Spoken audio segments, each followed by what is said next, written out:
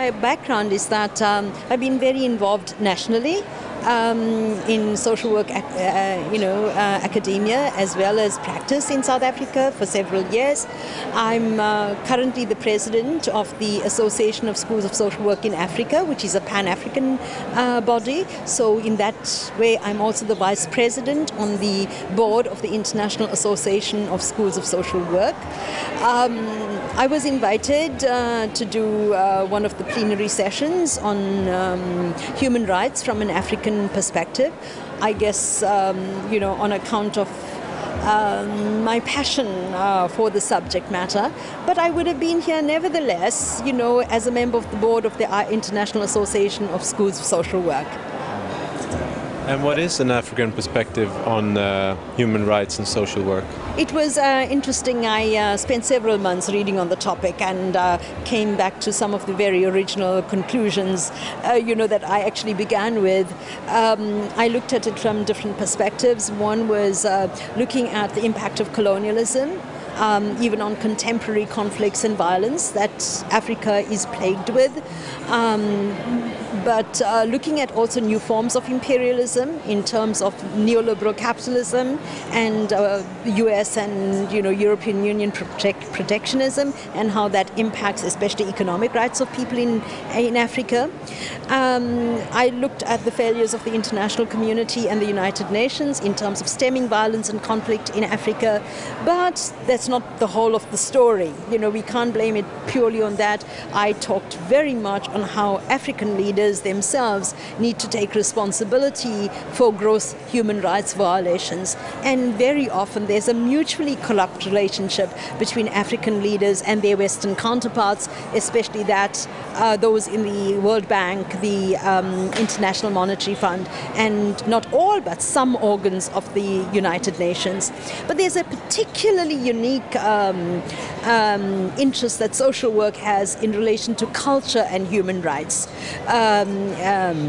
That's applicable to the African context. The one perspective is that there's an argument, around national sovereignty and that there should not be any Western interference. And in fact, some people argue that human rights as contained, for example, in the Universal Declaration on Human Rights is actually not applicable to Africa, because that's based on a Western individualism, and that Africa is far more communally based. Quite honestly, that's a dichotomy that I do not subscribe to, because there is as much individualism in Africa as there is communalism for perhaps in the Western world. And also I think it is African leaders often use an argument that given the underdevelopment of Africa, we should not be focusing on political and civil rights, but on socio-economic rights. I cite the African Charter on human and people's rights, which actually embraces all three generations of rights. Civil and political rights, second generation rights, which is social, cultural, and economic rights, as well as rights with regard to climate and environmental justice and intergenerational equity. So I don't think we can subscribe to one type of rights. We need to embrace all of that, so that African leaders are held accountable, and not use these arguments to say we will deny people the right to freedom of expression. We will deny people fundamental freedoms because we're focusing on economic justice. I actually think all too often that is an argument used by autocratic governments, that violate people's rights. What are the main challenges of social work and social development, specifically in Africa? There are numerous challenges. The scourge of HIV/AIDS and the way that is been decimating, I think, families. It has its impact from the most micro level, from the most intimate aspects of people's lives with regard to managing sexuality, to affecting the economy, because the most productive members of our society are actually dying, because we've gone through the period of history with HIV/AIDS, but now it is the phase of maturation of AIDS. And while we've had in South Africa, for example, with a great deal of pressure, rollout of antiretroviral medication, there's still a great deal of stigma attached to it. and people don't get treatment and they don't get tested until it's too late. So we're dealing with children who are orphaned, and that's a huge social problem. Unemployment is a major crisis in South Africa, and but we need to see that within a globalizing world. It doesn't take a genius to understand how financial liberalization and trade liberalization is impacting the life of people in South Africa. And how does the challenge of the global social agenda affect your work and your commitment? Well, I think the global agenda is a wonderful document, and it comes at a timely space in our history.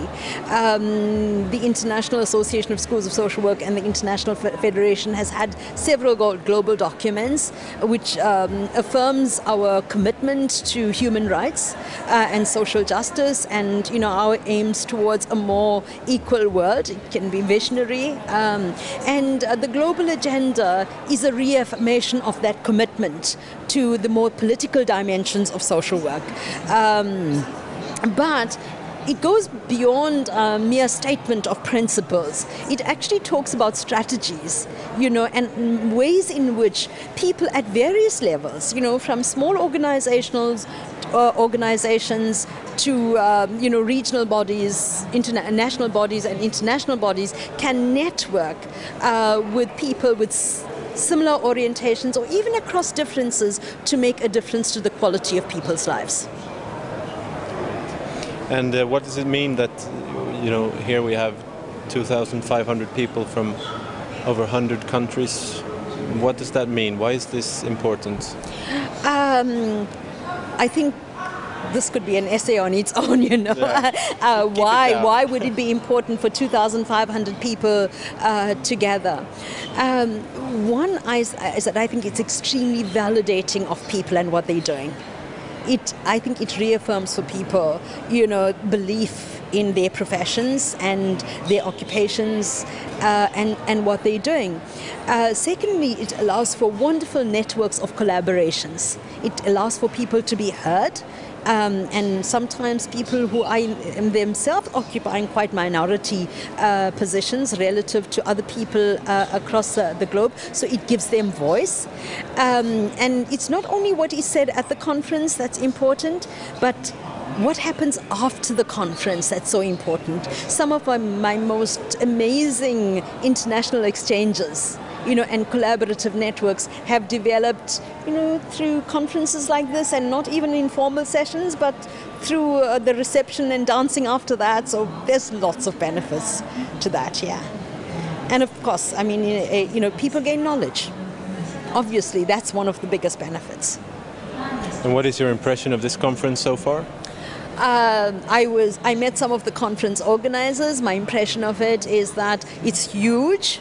Must have been a nightmare logistically to put all of this together, and I think they've done a marvelous and exceptional job in organizing this conference. Yeah, I've enjoyed the students. The messages as students were given wonderful, brilliant, social messages about affirming human dignity, and trying to achieve a more equal world, but with beautifully put together satire. How would you summarize it with 3 words? I think it's exciting, exceptionally productive, phenomenal. Okay.